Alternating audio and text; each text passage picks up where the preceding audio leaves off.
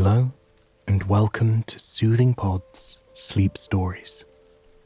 My name is Chris, and tonight I will be your guide as we journey to ancient China and explore the beautiful romance of the butterfly lovers. We'll meander with the couple through rain-soaked libraries and bamboo forests. We'll follow them as they move from friendship to companionship to true love, against a backdrop almost as stunning as the romance itself. Before we begin, however, let us take a moment to relax and find comfort in the space that we are in, here and now. Allow yourself to get comfortable on your mattress. The day is coming to a close, and now is the time when nothing is expected of you. You can simply let your body guide you. You can trust your body to provide you with exactly what you need. As you close your eyes, let those muscles relax and listen to the sound of my voice. As you breathe in, feel your muscles relax. Your shoulders, your arms, your neck, your back, your legs. Feel a wave of comfort wash over you as you melt deeper and deeper into the mattress, unwinding more and more with every breath that you take. Now that we've taken the time to relax and find comfort in the space that we are in, here and now, let us begin. It was the first day of spring when Ying Tai awakened and knew that something in her life needed to change. The spring air dancing its way through the window seemed to awaken something inside of her. She pulled back the soft silk sheets of her bed and rose to her feet, breathing in the otherworldly aroma of the fresh leaves just beyond her window. Winter at the base of these mountains had been long.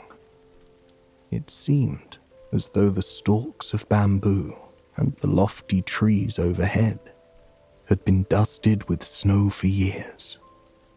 But now they had shaken off the slumber of winter, and the landscape around Ying Tai had rippled alive with the earthly emeralds, sages, and sea foams of spring. She hovered by the window for quite some time, just taking in the landscape. She felt much like the trees and mountains around her. She had spent all winter waiting, hidden away from the world, preparing for something entirely new. She had spent months on end, curled up by herself, reading anything and everything she could get her hands on. She could still feel the pages flickering across her fingers as she scoured the words, looking for something, anything that could prepare her for what she was planning for spring. She wanted to take classes with other scholars. However, it wasn't something women at the time were allowed to do. She was a member of a wealthy family, the 9th child, and she wanted nothing more than to head out into the world and learn all that she could. She was worried that her gender would prevent her from doing so, although she had ideas to get around that. She joined her parents on that beautiful spring morning. They sat over cups of steaming hot tea, taking in the aroma of the tea leaves and the freshness of the forest around them. For much of the morning, they sat in silence, simply listening to the sounds of the birds flying all around them, happy to finally have some warm days. Finally, Ying Tai put forward a request to her parents. The birds seemed to have stopped singing as soon as her question was in the air. Her parents took a deep sip of the tea and exchanged a knowing look. This question wasn't a surprise to them, not in the least. Her mother reached across the table, begging Ying Tai to be careful. She knew her daughter deserved this. She knew her daughter was meant for this, and so did Ying Tai's father. He knew Ying Tai would have to dress as a man.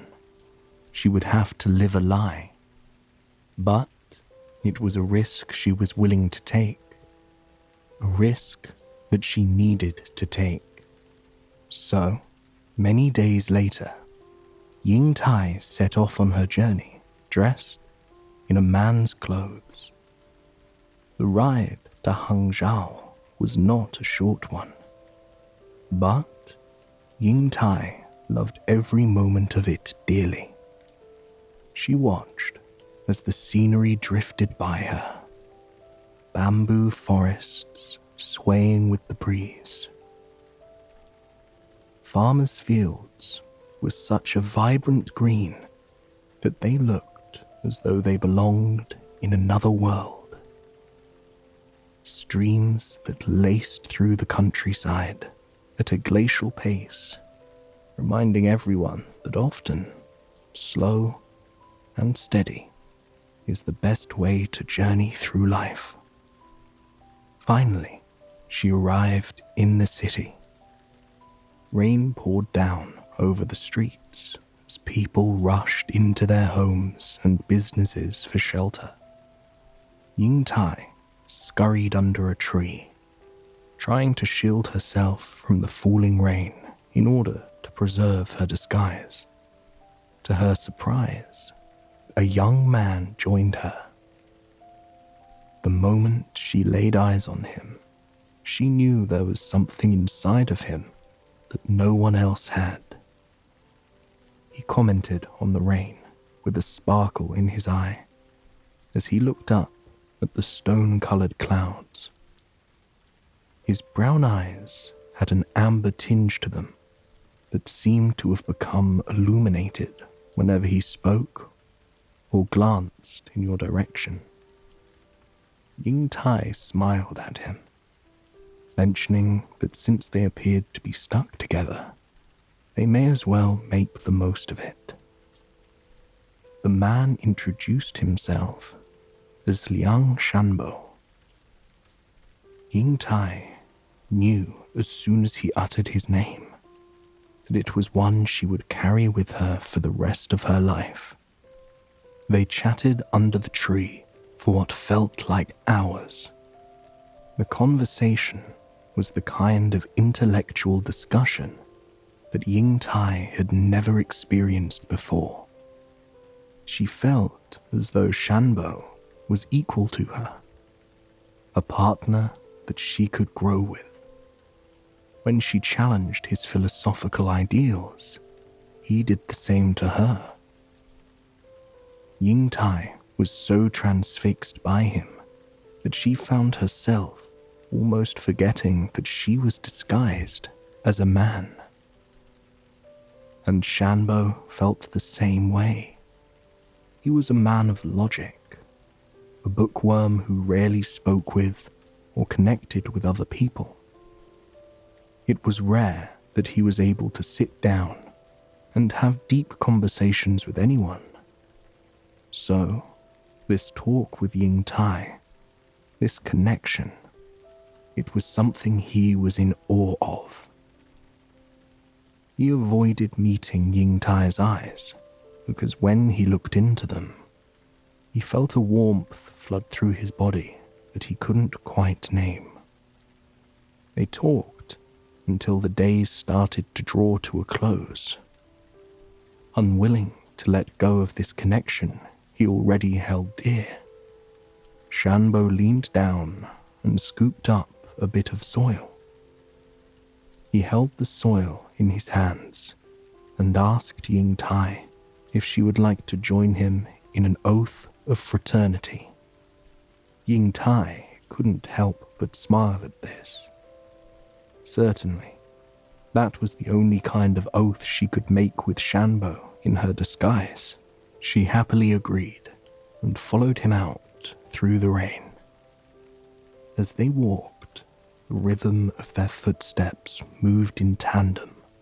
The tap, tap, tap, tap of their feet seemed to be creating a song out of the drip, drip, drip, drip of the rain cascading all around them. Though it was raining, neither of them moved with any particular speed. They both lazily meandered through the streets, continuing their intellectual discussion. All the sane people, the people not transfixed by a connection as deep as theirs, were indoors, curled up in blankets with cups of warm tea, nestling themselves next to fires. But Ying Tai and Shanbo did not mind the rain. Ying Tai found herself closing her eyes on occasion to really feel the raindrops course down, down, down, down over her face. It felt as though she was being washed anew for her new beginning with her friend, Shanbo. Finally, they reached a pavilion on a bridge. The lake they hovered over was one of the most breathtaking things either of them had ever seen. It stretched to the far distance, where lines of bamboo met its edges. The water itself was peppered with lily pads and lotus flowers. The flowers were mosaics of pinks, reds, and purples, as though the gods themselves had reached down with paintbrushes and painted each and every one of them. The petals were drawn down towards the water with every drop of rain, and then sprung back up into the air as the raindrop rolled off of them. They were strong, resilient, and beautiful. Ying Tai stood at the edge of the pavilion, gazing out over the water as the raindrops danced across the surface, leaving tiny, expanding rings in their wake. She felt her body relax even more at the sight, and the air around her carried even more freshness than it had moments ago. There was a haze growing over the water, the kind of misty veil that can be found only when it rains on a beautiful spring day. That veil made it feel even more magical here, like the world had been created just for them to share. Shanbo tapped Ying Tai on the shoulder with a smile. She laughed at herself, so distracted by the water that she had forgotten what they were here to do. They stood with the soil and lit incense and swore an oath of fraternity to one another. Ying Tai's heart was fluttering in her chest as she repeated the words that Shanbo spoke to her. She felt like time had slowed down so they could share this intimate moment together. And Shanbo felt the same. Though he didn't have the words to place this emotion, he tried to tell himself it was friendship. After all, he had never truly had a friend before. So, surely, this is what it felt like. Though, deep down, Even he knew there was something about this connection, something that was going to change his life forever. They both parted ways after their oath, promising to meet again the following day to study after class. At the time, they didn't know yet that they would attend all of their classes together. And with that, their worlds became completely intertwined. Many people in class could tell that there was something different about Ying Tai. She wasn't terribly good at pretending to be a boy, but many people were so involved in their studies that they didn't have time to care. Shanbo, however, never suspected a thing. He never heard the whispers, never cared to stop and listen to any rumor as he passed by others. And so, they quickly became inseparable, and they would attend classes together every day. It was during classes that they first realized why they were so deeply connected. They both loved to learn. As the teacher spoke, they hung on to each and every word.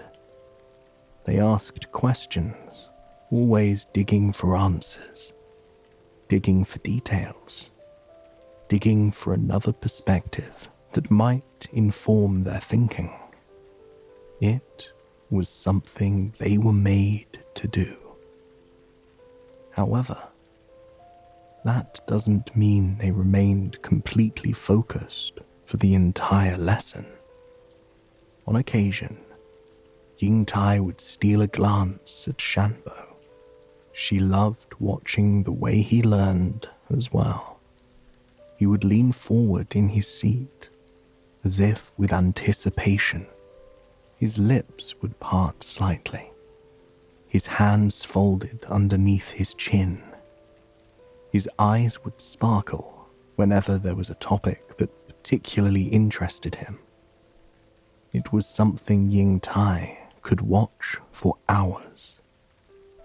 After class, they would both walk down the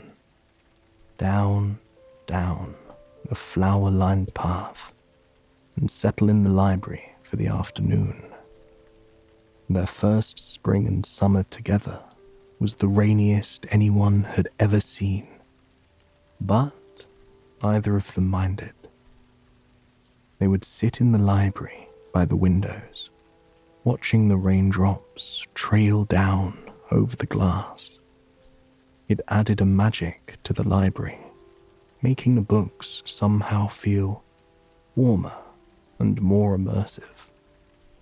On particularly cold days, they would sit by the fire together, exchanging ideas or reading in silence in each other's company. Shanbo was particularly fond of poetry, something that Ying Tai learned after a few weeks. As they curled up by the crackling fire, Shanbo would read poetry. It wasn't a monotone reading. It was one full of emotion and expression, as though he were baring his soul. It was always in a low whisper, the kind that drew you in closer and closer and closer and closer. It was a transformative experience listening to Shanbo read. Ying Tai would sit on the edge of her seat, her whole body entirely relaxed, as though she was melting into the floor. His words danced through the air and into her head, where they imprinted her with their sweetness, with their intelligence. It was only later that Ying Tai discovered many of these poems were written by Shanbo himself. And one poem, in particular, made her think Shanbo was feeling the same way she was. He told her he had written the poem on the previous night, since he couldn't sleep. He left his cozy abode and travelled out to the pavilion where they shared their oath. He watched the moon as it made its way across the night sky, beautifully reflected in the water. In fact, the whole sky was mirrored by the pond. It was like a pool of cosmic wonder just below his feet. With the sound of the crickets chirping all around him, he began to write a poem. He didn't know where it came from, only that it flowed from his fingers, unlike any other poem he had written. When he finished, he was exhausted. The emotional and creative labor of what he had just written made him want to curl back up in bed until morning. And the poem that came to him unlike any other, could only be described as a love poem. It spoke of a relationship making him feel whole, a relationship that made him a better version of himself. Just as the wind makes bamboo stronger, and the rain makes the wildflower meadows more vibrant. Ying Tai knew that Shanbo didn't know who the poem was referring to on the surface. He was, after all, a man of logic, not keen on deeply examining his emotions or how he actually felt about them.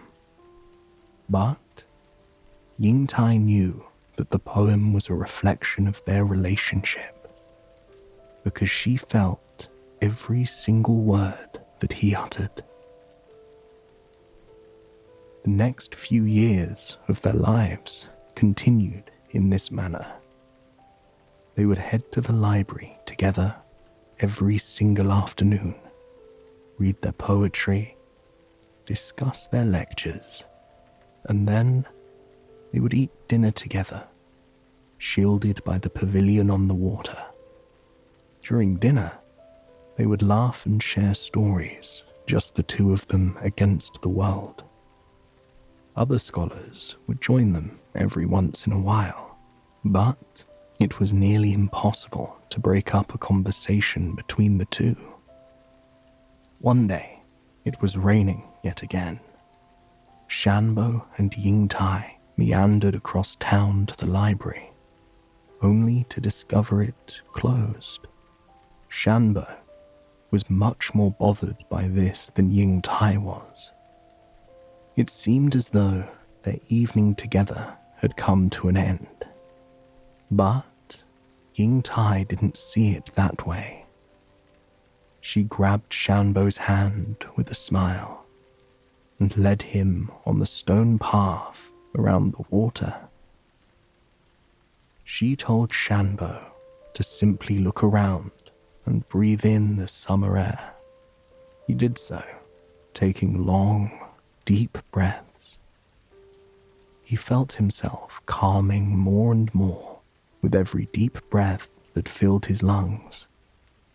He asked Ying Tai where exactly they were heading, and she smiled back at him over her shoulder. "There's somewhere I've always wanted to go, and we have no excuse not to go there," she said, a bit coyly. Moments later, they were standing before the forest of bamboo by the edge of the water. There was a winding path that laced through the forest, dipping and diving around the lofty stalks. The two descended into the forest, and instantly it was as though they had been transported into another world. The bamboo towered high above their heads, incredibly impressive, strong, and beautiful. They gave off a fresh, lively scent that caught them both off guard, urging them to walk a little slower, to breathe a little deeper. The stormy wind caused the stalks to sway, and as they swayed, the sound they made was ethereal. They creaked and cracked, but had an element to them that sounded like wind chimes. As they clinked, clinked, clinked, clinked against one another, their hollowness echoed through the forest. Their leaves flickered and danced with the drops of rain. For the first time, they truly felt like they were in a living forest. The bamboo was swaying all around them, shifting and dancing with the power of the wind. It was so strong, yet so flexible. They stopped every once in a while on the winding path to simply watch the bamboo sway left to right, left to right, left to right, left to right. More than once, Ying-Tai realized she was laying her hand over Shanbo's as they gazed up at the bamboo with wonder. Her cheeks would flush with color, something she tried to hide by turning her back to him or continuing on through the forest. But she wasn't the only one blushing. Every time Ying-Tai's hand landed on Shanbo's, he felt a warmth spread through his chest. His body would tighten up as joy overwhelmed him. Yet, of course, he couldn't put a name to this emotion. He just knew how grateful he was to have her in his life. Once they got deeper into the bamboo forest, they realized they were lost. They traveled down as many paths as they could, trying to find their way out. Though they weren't panicked or concerned. They joked that it appeared they would be stuck inside the forest together forever. Ying-Tai didn't actually mind the sound of that. Eventually, they emerged from the forest to find the rain falling stronger than ever. This time, Shanbo took off one of his outer layers of cloth and hung it over Ying-Tai, not wanting her to get drenched. Ying-Tai's heart leapt in her chest at this. She wondered if, deep down, Shanbo knew that she was a woman. From then on, they visited the bamboo forest on every rainy day. And for the next 3 years, there were a lot of them. They spent nearly every day together, never traveling home to visit their family or go on long journeys. Their lives revolved around their education and their connection to one another.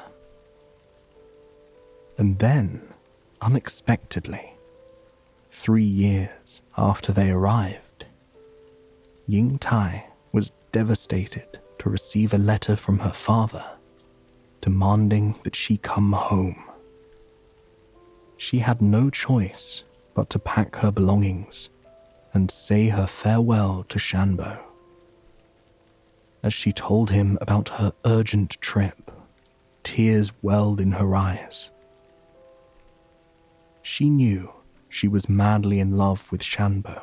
She swore a silent oath that she was going to be with him for all of eternity, even if she couldn't be with him physically. She found herself dreaming all hours of the day that she would one day be his wife. But Shanbo wasn't going to let Ying Tai go that easily. He promised that he'd join her for most of the journey home as her sworn brother to ensure that she made it home safely. Ying Tai agreed, not ready to say goodbye just yet. The 18-mile joint journey on the way back to Ying Tai's home city was one of the best times they ever spent together. Ying Tai found her guard falling. At every turn, she tried to drop hints that she was a woman who was madly in love with Shanbo. But he seemed to miss every sign she put out for him.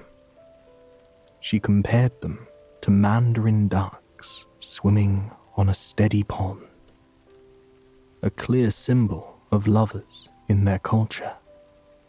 But Shanbo didn't seem to understand the connection, instead delving into a discussion about the biology of ducks. By the time they reached Shangting Pavilion, Ying Tai had come up with a plan. She told Shanbo that she would introduce him to her sister, and he could then marry her. Shanbo didn't seem entirely keen on the idea, but he agreed, promising to come back in a few weeks' time to meet her sister. Those few weeks dragged on and on. Ying Tai sat in her childhood home, looking out at the pond with a forlorn expression, remembering fond days with Shanbo by her side. It was there that Shanbo found her when he came to meet her sister. But then, the veil dropped. When Shanbo saw Ying Tai, her hair trailing down her back, a swatch of lipstick across her gentle lips, he knew that it was his friend. Worried he would be angry, Ying Tai wanted to explain herself, but she was cut off by Shanbo's embrace. Shanbo confessed he couldn't stop thinking about Ying Tai. He dreamt about her every night. He longed for their conversations. He longed to have her by his side for all of eternity. The two began to cry and wipe the tears from one another's face. They shared their first kiss by the water pond. As they kissed, they felt 3 years of intense connection finally be released into the world. Shanbo proposed to Ying Tai, speaking of his desperation to marry her, to be her husband for the rest of their lives. Ying Tai agreed, so overjoyed she could hardly speak. But their joyous reunion would be short-lived. Only moments after agreeing to spend their lives together, Ying Tai learned that her parents had already arranged for her to marry a wealthy merchant's son.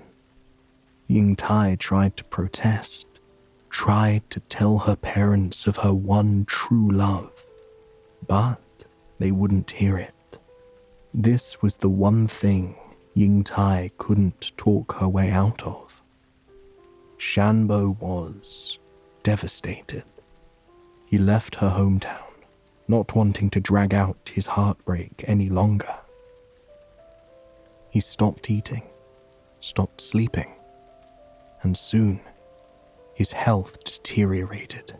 And so, a few months after he learned Ying Tai was to be married to another man, he passed away in his sleep, still dreaming of her. He was buried near her hometown on the day of the wedding. As Ying Tai prepared to be wed, she snuck out of the procession, desperate to be with her love, one last time. She knelt by the grave, and as she did, rain began to fall on her, dancing across her skin as it had on all those beautiful rainy days spent with Shanbo by her side. She spoke to Shanbo, telling him of her love for him. She reminisced about all the times they spent together. She spoke of her regret for not telling him sooner, for not running away with him while she still had the chance. Her feelings grew and grew and grew and grew. In her grief, she begged the grave to open up. She didn't want to live without Shanbo. She didn't want to swear her love and loyalty to anyone but him. Overhead, a crack of thunder rang out. Beneath her, the grave began to crack open. Ying-Tai watched this happen, not in fear, not in wonder, but in a flood of happiness. When the grave was fully opened, she took a deep breath of the fresh spring air. The spring reminded her of the first day she spent with Shanbo all those years ago. She could practically see his face. She could feel the soil in her hands and smell the incense as they made their oath of brotherhood. She could feel his fingers brushing against her arm, could feel the way his smile lit a fire inside of her. And after she took that breath and felt the flood of emotions, she tipped forward, falling, falling, falling, falling, into the grave with an incredible softness. The grave began to close behind her just as the wedding party arrived, wondering where she had gone. They ran to try and rescue her, but it was too late. Ying-Tai did not want to be rescued. When the grave finally closed, the wedding party watched in awe as a light glowed over it. 2 butterflies emerged from the grave, flitting through the air with one another and with a sense of immeasurable freedom. These were the spirits of Ying-Tai and Shanbo. They floated across the countryside, their wings brushing against one another as they sailed toward a bright future. They had kept their promise. They were going to spend all of eternity with each other. Every once in a while, people in the countryside would see the 2 butterflies. They were inseparable. They slept on the same flower petal together every night, their wings wrapped around one another. And on rainy days, people began to notice the pair making their way through the bamboo forest, an unlikely sight. It was in the forest that the spirits of Shanbo and Ying-Tai seemed to fly a little higher. I hope you have enjoyed this story, and it has brought you a night of restful, relaxing sleep. Please, join me again tomorrow for another sleep story. Until then, sweet dreams.